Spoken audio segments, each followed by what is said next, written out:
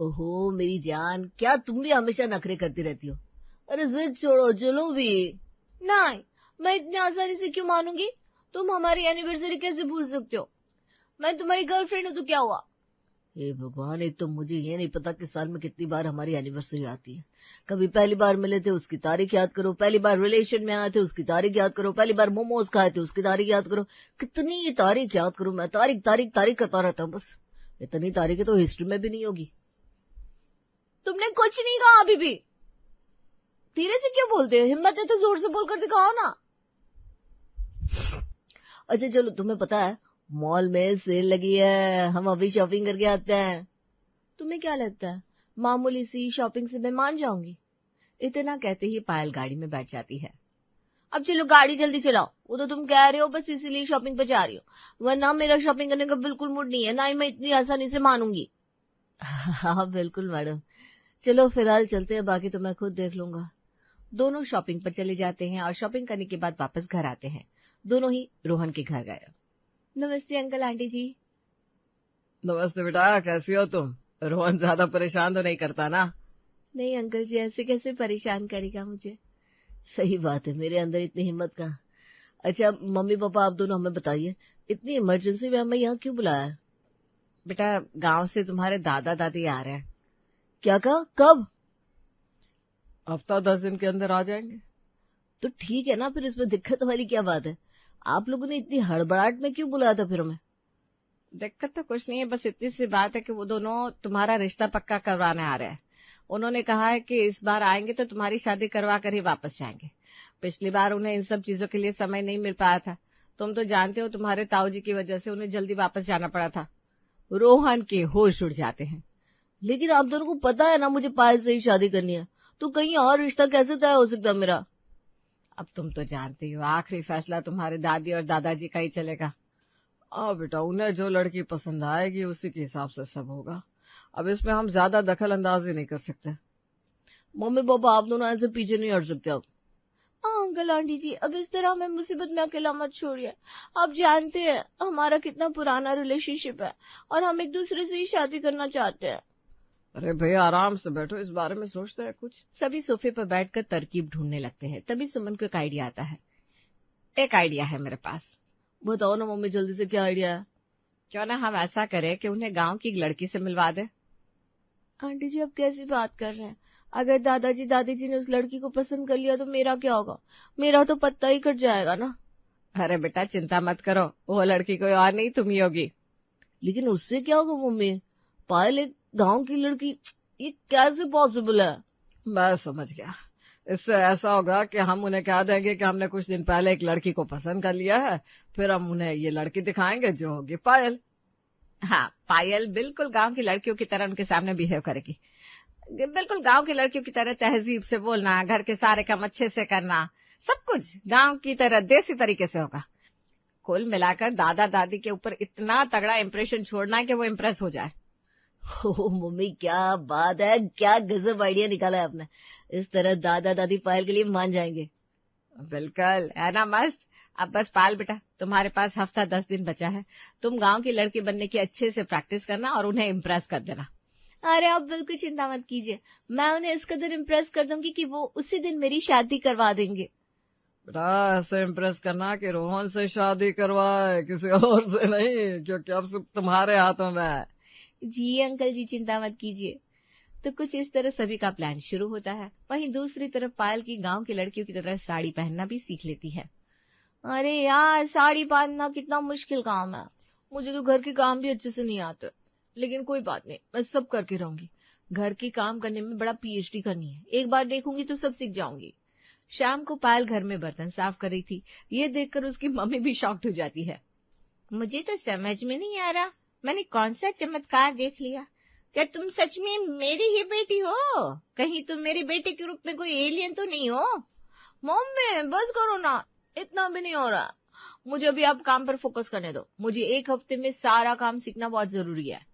क्यों, ऐसा क्या कह दिया रोहन के घर वालों ने तुमसे? देखो, इस तरह की कोई भी जबरदस्ती हम नहीं झेलेंगे। तुम्हें जबरदस्ती कुछ भी करने की जरूरत नहीं है। नहीं मम्मी, उन्होंने ऐसा कुछ भी नहीं कहा, बल्कि वो सब तो मेरी ही टीम में है, बात कुछ और है। क्या बात है, बताओ भाई मुझे भी। पायल शीला को सारी बात बताती है। ओहो, तो ऐसा है। कोई बात नहीं, तुम अच्छे से सब करना, लेकिन तुम्हें डरने की कोई जरूरत नहीं, ये सब इतनी भी बड़ी बात नहीं है। मम्मी बड़ी बात क्यों नहीं है? मेरे और रोहन के फ्यूचर का सवाल है, मैं ऐसे ही सब खराब होने नहीं दे सकती, मैं सब ठीक करके रहूंगी। पायल पूरे जोश में थी और वो ऑनलाइन गांव के बारे में जितना सीख सकती थी उसे सीखने की कोशिश की। इस तरह समय गुजरता है और आखिरकार परीक्षा का दिन भी आ जाता है। गांव से विमला और महेश दोनों आ जाते हैं। रमेश और सभी उनके पैर छूते हैं। प्रणाम दादी, प्रणाम दादाजी, प्रणाम मम्मी जी, प्रणाम पापा जी। प्रणाम मम्मी जी, प्रणाम पापा जी। प्रणाम प्रणाम बच्चों, बताओ कैसे हो? सब खैरियत? जी पिताजी, सब बिल्कुल ठीक है। अब मैं सबके लिए चाय नाश्ता बनाकर लाती हूँ। सुमन रसोई में जाती है और चाय नाश्ता बनाकर लाती है। उसके बाद सभी चाय पीते हुए बातचीत करते हैं। और रोहन बेटा बताओ, कंपनी में सब सही चल रहा है ना, काम धंधा? जी दादाजी, सब कुछ अच्छा चल रहा है। तो जब अच्छा ही चल रहा है तब और अच्छा कर लो जिंदगी को। अरे बूढ़ा होता जा रहा है, शादी कर ले। आखिर कब करेगा शादी? अरे दादी माँ, इतनी भी चिंता करने की जरूरत नहीं है, कर ही लेंगे, अभी क्या परेशानी है। तो हमने तेरे लिए एक लड़की भी पसंद। अरे रुकिए दादाजी। रोहन महेश की बात को बीच में ही काट देता है और हड़बड़ाहट में कहता है, मैं ना आपको किसी से मिलवाना चाहता हूँ। किससे मिलवाना चाहता है भाई? कोई बहुत खास है दादाजी, आप बस थोड़ा इंतजार करिए, शाम को मैं उससे आपको मिलवा दूंगा। शाम को पायल लहंगा चोली पहन कर आती है। उसका ये रूप देखकर सभी दंग रह गए थे। वो सबसे पहले महेश और विमला के पास जाती है और हाथ जोड़कर उन्हें नमन करती है। राम राम दादाजी, राम राम दादी जी, मखा के हाल चाल आप दोनों के। उसकी अलग भाषा सुनकर सभी कंफ्यूज हो जाते हैं। दादाजी, ये पायल है, गांव की देसी छोरी है। हमें पायल बहुत पसंद है और ये बहुत अच्छी लड़की है, इसे घर के सारे काम भी आते हैं। बस बस बेटा, पटरी रोको, बाकी हम खुद देख लेंगे क्या क्या आता है क्या क्या नहीं। तो हमने क्या करना है? अरे बेटा, ये कौन सी भाषा बोल रही हो तुम? अरे दादाजी, मैं गांव की छोरी सू, मन्ने गांव की ए भाषा आवे है, थारे भाषा समझ में ना आए के? अच्छा बेटा, कौन से गांव की हो तुम? एक बार को पायल कंफ्यूज हो जाती है क्योंकि उसने गांव की बोली और पहनावा तो पहन लिया था, लेकिन कौन से गांव का? मैं हरियाणा के एक गांव की सू, या न्यू कह लो, अक मैं हरियाणा ते आई हूँ। वहाँ के लोग तो बड़े भोले होते हैं। चलो अच्छा है। हाँ बिल्कुल वही तो, मन ने तो पहला एक ही थी। पायल की टोन जरा सख्त हो गई थी, जिसे सुनकर सभी को बड़ा अजीब लग रहा था। ये बात कुछ समझ में नहीं आई। कहीं पायल की झूठ का पर्दाफाश ना हो जाए, इसलिए सुमन बीच में ही पायल को टोकती है। अरे पायल बेटा रुको। सुमन उसे आंख मारते हुए मुंह से चुप रहने का इशारा करती है। अरे आंटी, यो के इशारा करो सौंप। इशारे? कैसे इशारे हो रहे हैं यहाँ? अरे कुछ नहीं मम्मी जी, मैंने कोई इशारा नहीं किया। हे भगवान, ये लड़की क्या कर रही है, बस हमें फंसवा ना दे। और बताओ फिर के हाल चाल है? पायल सारी बातें थोड़ा लाउड टोन में कर रही थी, जिसकी वजह से सुमन को डर लग रहा था कि कहीं महेश और विमला उसे पहले से ही घर से ना निकाल दे। इसलिए सुमन फिर से पायल को टोकती है। अरे पायल बेटा, तुम क्या कर रही हो? आंटी जी, अब तक तो मैंने कुछ ना इब कर सकूं ना, बस एक बार बता दो क्या करना है, मैं गांव की छोरी सू, कुछ भी कर सकूं सू। ओहो, तुम गांव की छोरी हो, कुछ भी कर सको तो ठीक है बेटा। एक बार फिर से सोच लो बेटा, तुम कुछ भी कर सकती हो ना। अरे हाँ हाँ बिल्कुल दादी जी, फिक्र नॉट। बस फिर पायल ने ऐसा कहा कि अब उसकी रेल बनना शुरू हो गई। सबसे पहले उसे खाना बनाने का ऑर्डर मिला, साथ ही बिल्कुल देसी खाना, जैसे मकई और बाजरे की रोटी, उसके साथ हरा साग, साथ ही उसे सिलबट्टे पर चटनी भी पीसनी थी। हे भगवान, कहाँ आकर फंस गई मैं। गांव की देसी छोरी बनना तो बहुत मुश्किल है। आई, मेरे तो हाथों में दर्द होना शुरू हो गया। तभी वहां सुमन आती है। और आंटी जी बचा लो मुझे बाजरे की और मकई की रोटी बनानी नहीं आती, आज से पहले कभी नहीं बनाई, ऊपर से लहंगे चोली को पहनकर काम करना तो और भी ज्यादा मुश्किल है। देख बेटा, मैं जानती हूँ तेरे लिए सब बहुत मुश्किल है, लेकिन तुझे लहंगा चोली पहनने के लिए किसने कहा था? वो मैंने ऑनलाइन देखा था कि गांव में इस तरह के कपड़े पहनते हैं। अरे बेटा, गांव का मतलब ये नहीं होता कि पुराने जमाने के कपड़े पहनने हैं। गांव में बस देसी खान पान और संस्कार होते हैं, लेकिन आजकल तो गांव में भी ऐसे कपड़े कोई नहीं पहनता। मैं क्या करूं आंटी जी? तुझे सबको अच्छा अच्छा बनाकर खिलाना होगा। जैसे गेहूं की रोटी बनती है ना, बस वही सोचकर बाजरे की रोटी बना देना। अब मैं चलती हूँ, ज्यादा देर यहाँ नहीं रुक सकती। जैसे फोन में बाकी सब भाषा भी सीखी है ना, ऐसे ही रोटी बनाना भी सीख ले। ये कौन सी बड़ी बात है? ले, फोन में चला देती हूँ। चटनी पीसने के बाद पायल बड़ी मुश्किल से परेशान होते हुए सबके लिए बाजरे और मक्के की रोटी बनाती है। रोटी का हाथ तो जलकर कोयले जैसा हो गया था।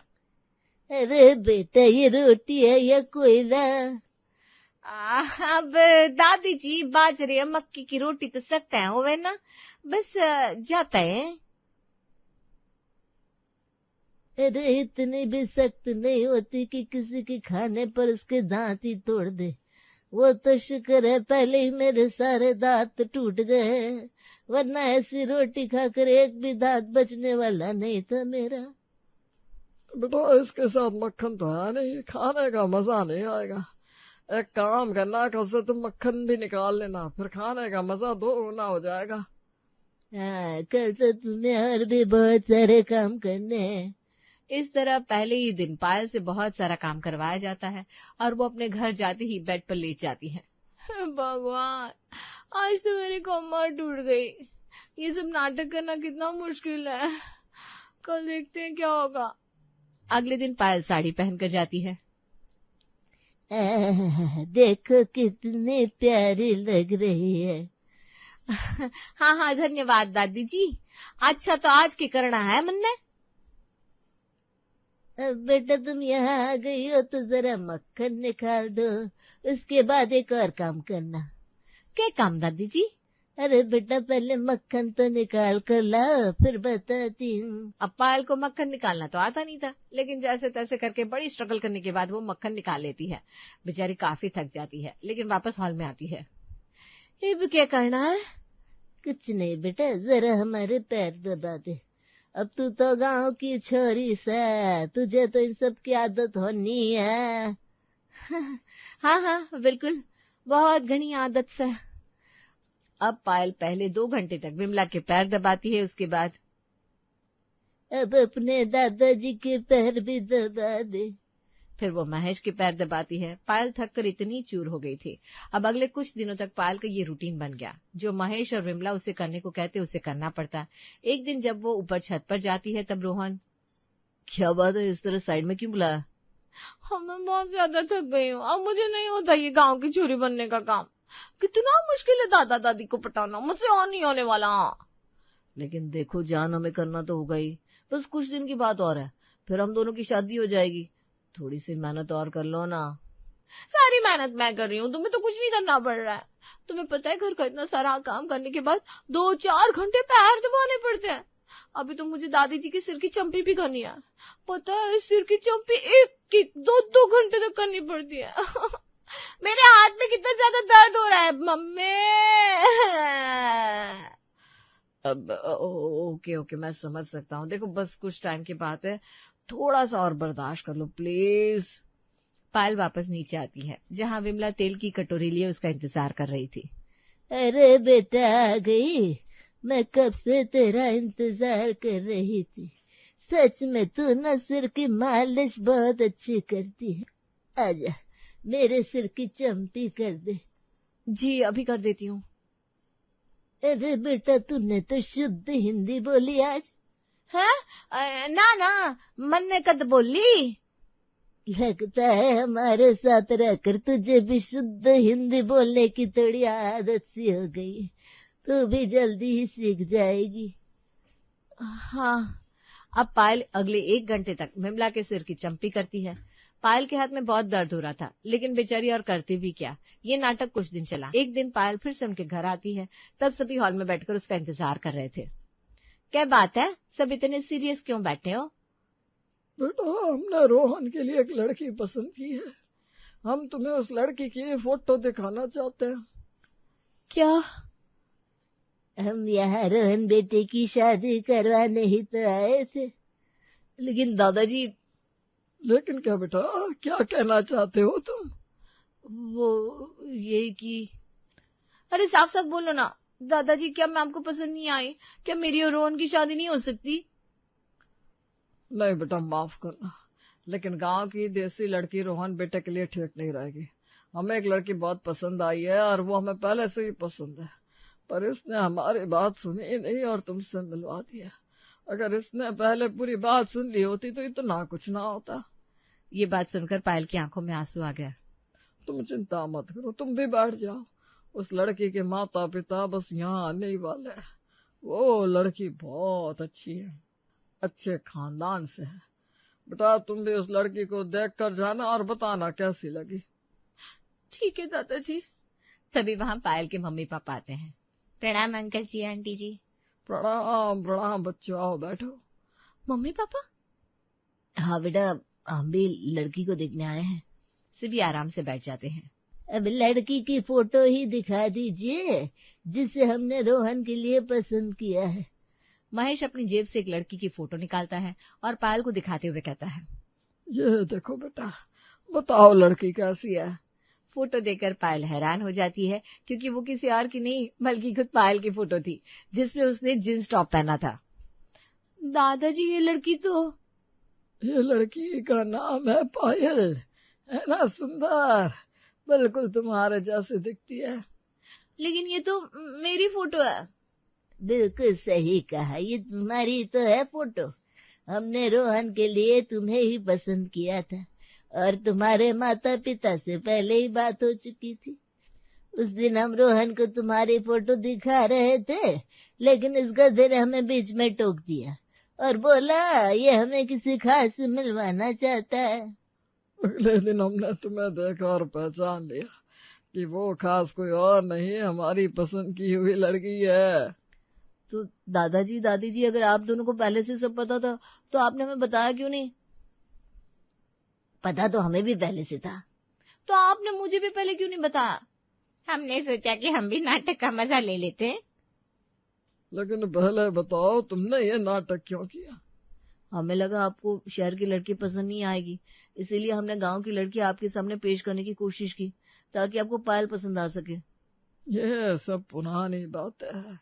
क्या गांव, क्या शहर, अब हमें इन बातों से फर्क नहीं पड़ता। हमने तो पायल बिटिया को इसीलिए पसंद किया था कि तुम्हें पसंद आएगी ऐसी मॉडर्न लड़की।